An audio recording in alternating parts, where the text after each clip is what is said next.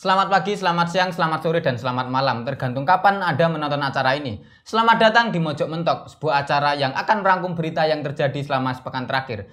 Tentu saja dibawakan secara cerdas, tangkas, dan terginas oleh saya sendiri, Agus Mulyadi. Agus Mulyadi. Agus Mulyadi. Sebagai host yang akan menemani Anda. Deng deng deng deng deng.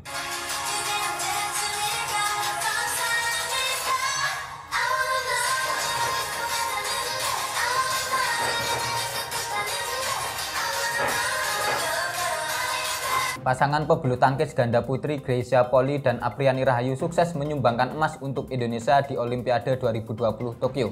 Dalam pertandingan final, keduanya berhasil menundukkan unggulan kedua asal Cina, pasangan Jia Yifan Chen Xingchen 2 set langsung, 21-19 dan 21-15 di Musashi no Forest Sport Plaza, Tokyo pada Senin 2 Agustus 2021 lalu. Keberhasilan mereka menyumbangkan emas Olimpiade ganda putri pertama bagi Indonesia tentu saja mendapatkan sambutan meriah dari publik Indonesia. Banyak tokoh yang langsung berlomba-lomba memberikan ucapan selamat kepada pasangan Greysia Poli Apriani Rahayu. Dari serangkaian ucapan selamat tersebut, netizen beramai-ramai mengkritik para pejabat yang dianggap terlalu pansos dan mendompleng momen keberhasilan Greysia Poli Apriani Rahayu. Banyak poster-poster ucapan selamat untuk pasangan Greysia Poli Apriani Rahayu dari para pejabat dan politisi yang dianggap tidak elok sebab ukuran wajah si pejabat dan politisinya lebih besar ketimbang wajah Greysia Poli dan Apriani Rahayu. Beberapa nama yang poster ucapan selamatnya dinyinyiri oleh para netizen antara lain adalah Sekjen PKS Habib Abu Bakar Al-Habsyi, Ketum Partai Demokrat Agus Harimurti Yudhoyono, anggota DPR RI fraksi PKB Saiful Huda, sampai Sekjen DPP PAN Edi Suparno. Memang pejabat atau politisi ini dari dulu kelakuannya itu sama terus ya kan. Nggak bisa dikasih kesempatan dikit langsung nyamber. Segala kasih ucapan selamat di poster tapi tampangnya malah lebih gede ketimbang atletnya. Andil situ dalam keberhasilan si atlet itu apa bos? Situ yang ngajarin backhand Greysia Poli atau situ yang beliin raket buat Apriani kan ya enggak toh. Mbok ya jadi orang itu sadar diri, nggak usah dumpleng-dumpleng banget lah ya. Nggak usah terlalu ngebet pengen sebar tampang lah. Lagian masa kampanye kan juga masih jauh. Ingat ya, kalau situ nanti nyalon entah jadi bupati atau ketua DPR atau wakil rakyat atau apapun itu ya, besok di surat suara itu cuma tampang situ yang muncul. Nggak ada itu tambahan gambar Greysia Poli atau Apriani, nggak cuma wajah situ yang muncul. Jadi nggak usah ngebet cuma pengen nampang gitu. Kelak kalau situ meninggal itu juga toh nanti buku yasinnya juga gambar situ toh yang muncul. Nggak ada gambar Greysia Poli atau Apriani. Jadi aduh ya biasa-biasa aja lah. Jangan terlalu kemaruk gitu loh. Situ itu pejabat bukan Fir'aun ya. Deng deng deng deng deng. Gaya komentator Valentino Jebret Simanjuntak yang heboh dan ramai dikritik oleh netizen sepanjang siaran pertandingan bulu tangkis Olimpiade Tokyo 2020. Valentino yang menjadi komentator pertandingan bulu tangkis yang ditayangkan di Indosiar pun tak pelak menjadi sasaran utama kritik tersebut. Netizen membandingkannya dengan gaya komentator pertandingan yang ditayangkan oleh TVRI yang dianggap jauh lebih edukatif, informatif, dan tidak heboh. Pada pertandingan bulu tangkis yang disiarkan TVRI, komentator memang banyak memberikan informasi-informasi penting terkait bulu tangkis, termasuk istilah-istilah penting seperti netting, pukulan overhead, dan lain sebagainya. Hal yang jarang terjadi pada pertandingan yang disiarkan oleh Indosiar di mana Valentino Simanjuntak menjadi komentatornya.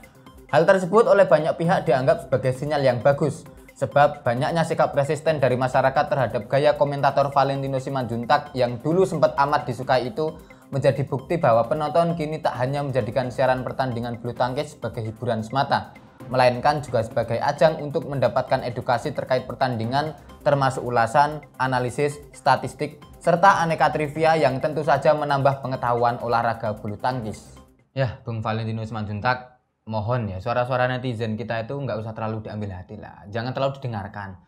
Ya memang netizen kita itu suka begitu ya, pelin-pelan gitu. Dulu gaya heboh itu sangat digilai ya.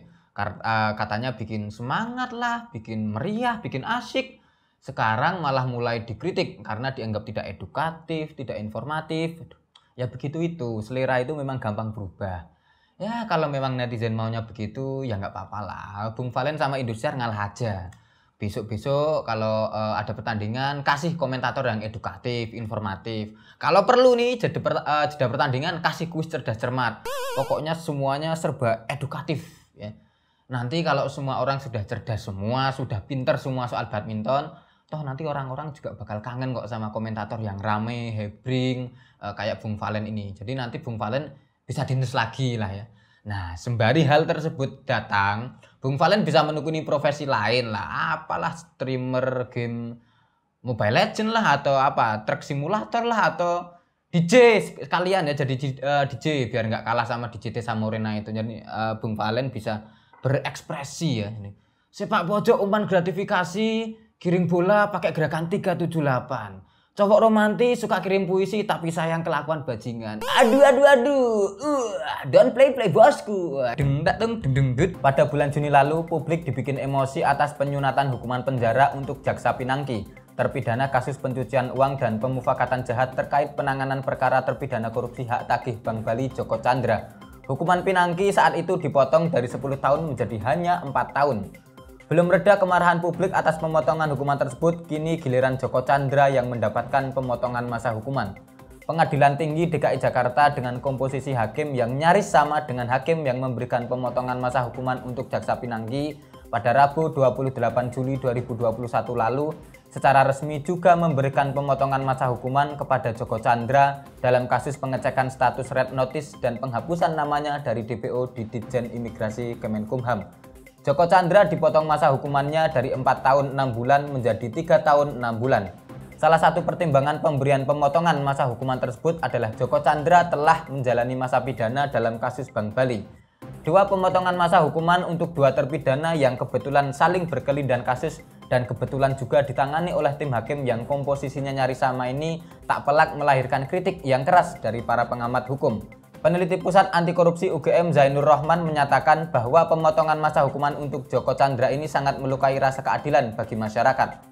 Oke, terkait peristiwa pemotongan masa hukuman buat jaksa Pinangki dan juga Joko Chandra ini, kami sudah menghadirkan narasumber yang sangat kompeten di bidang hukum-menghukum ini. Jadi narasumber kita kali ini tentu saja adalah siapa? Benar sekali, Prayit Pinangki. Jadi beliau ini adalah praktisi hukum di Negara Kesatuan Yanto Aquarium ya. Mari kita ngobrol-ngobrol sebentar tentang insiden atau peristiwa pemotongan masa hukuman ini. Halo, selamat siang Mas Prayit, selamat sore, selamat pagi, selamat malam. Kabarnya gimana? Baik. Alhamdulillah. Kemarin nonton Olimpiade kita menang dapat emas. Oh, nggak punya TV. Oh, miskin ya, praktisi hukum tapi miskin. Saya suka ini. Mas, tadi kan udah ada itu berita soal pemotongan hukuman jaksa Pinangki, terus Joko Chandra. Joko Chandra dapat pengurangan 1 tahun, jaksa Pinangki itu 6 tahun ya. Kalau menurut Mas Prayit Pinangki ya, di dunia Yanto Aquarium itu praktek pemotongan masa hukuman ini gimana Mas di dunia Yanto Aquarium? Oh, praktek yang sangat tercela. Oh ya, sama.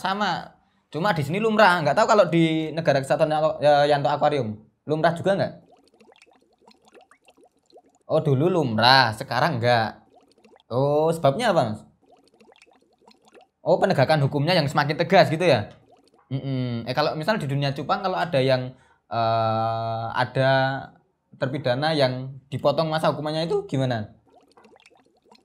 Oh, begitu lulus dari penjara langsung di ospek. Apa? Loh, sama hakimnya juga. Oh, jadi hakimnya yang ngasih pemotongan ini juga nanti bakal diarak sama warga terus dipotong manuknya. Loh, cupang kan manuknya rakyat cilik ta, Pak? Oh, mbuh piye carane? Pokoknya dipotong gitu ya, disunat ya. Kalau hukumannya kecil katanya. Kalau ada hakim yang ngasih sampai di atas 10 tahun pemotongan itu, disenggelke karo lele.